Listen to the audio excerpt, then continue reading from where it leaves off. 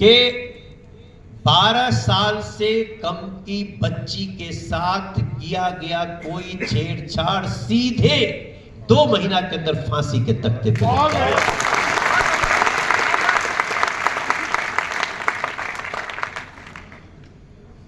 16 साल तक की बच्ची के साथ कोई ऐसी घटना घटी, जीवन भर वो जेल से निकल नहीं पाएगा विद इन 2 महीने। अगर वो साक्ष्य थोड़े से इधर उधर है, नहीं मिल रहे हैं, लगता है कि क्योंकि देखो न्याय तो होना चाहिए, नहीं तो फिर कोई दुरुपयोग भी कर सकते हैं कुछ लोग। कई कानून के दुरुपयोग भी होते हैं और दुरुपयोग भी खूब हो रहे हैं देश में, लेकिन उसका अगर प्रमाणित मिल गया तो 2 महीने के अंदर उनको ये सजा मिलेगी जो 2 केस में हमने बताई। ये अभी अभी कानून बना है, ये पहले से नहीं था, ये जब हनुमान जी की सरकार बनी है तभी हुआ है।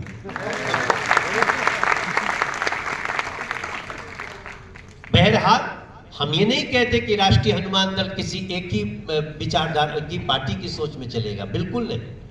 राष्ट्रीय हनुमान दल को तो कोई किसी भी दल का हो, उसको पहले राष्ट्रीय हनुमान दल में लाओ ना, वो हनुमान दल का हो जाए।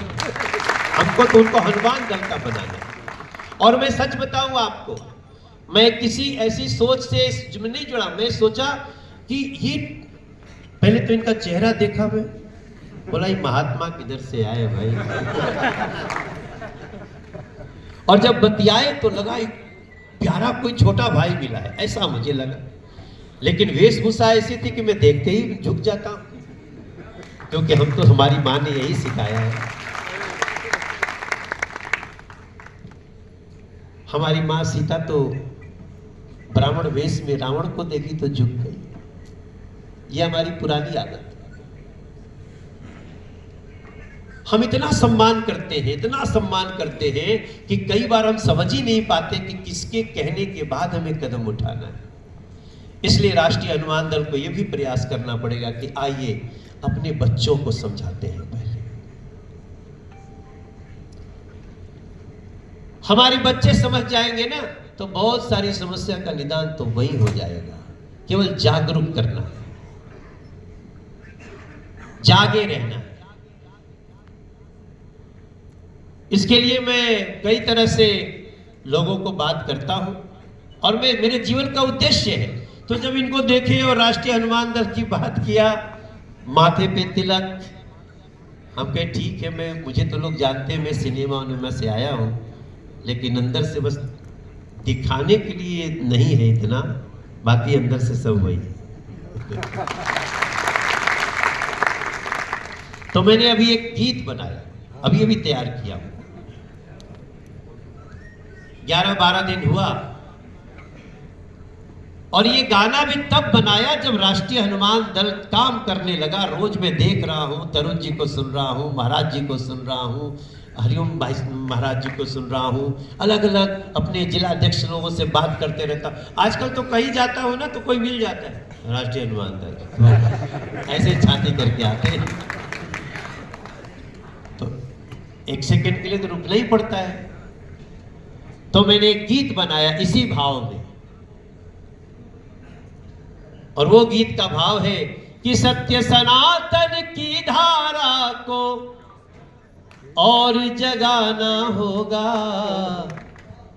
सत्य सनातन की धारा को और बढ़ाना होगा, अपने अपने अंदर का हनुमान जगाना होगा, अपने अपने अंदर का हनुमान जगाना होगा, सत्य सनातन की धारा को और बढ़ाना होगा, सत्य सनातन की धारा को और बढ़ाना होगा, अपने अपने अंदर का हनुमान जगाना होगा, अपने अपने अंदर का हनुमान जगाना होगा।